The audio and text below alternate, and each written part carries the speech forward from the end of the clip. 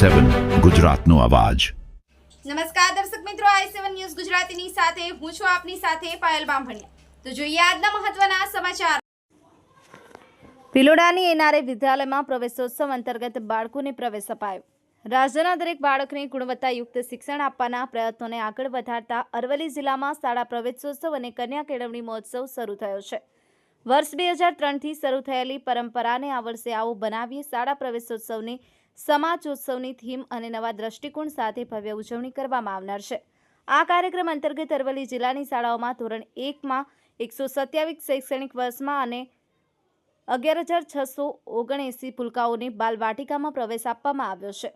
ત્યારે ભિલોડાની જનસેવા સંઘ સંચાલિત એનઆરએ વિદ્યાલય ખાતે પ્રવેશોત્સવ અંતર્ગત ગાંધીનગર સચિવાલયના જનરલ એડમિનિસ્ટ્રેશન ડિપાર્ટમેન્ટના deputy secretary Dilipbhai Bhavsar, liaison અધિકારી Mukeshbhai Patel, CRC Vipulbhai Patel, Khalvad CRC Rasikbhai Patel, Kishangadh CRC Ashwinbhai પટેલનું સ્વાગત પ્રવચન શાળાના આચાર્ય દિનેશકુમાર ડાભી તેમજ શાળાના હોદ્દેદારો, જનસેવા સંઘ મંડળના પ્રમુખ ગિરીશભાઈ પી ઉપાધ્યાય, ઉપપ્રમુખ રોહિતભાઈ ત્રિવેદી સહિત મહાનુભાવોએ બાળકોને શાળા પ્રવેશ ઉત્સવ અંતર્ગત પ્રવેશ આપ્યો હતો।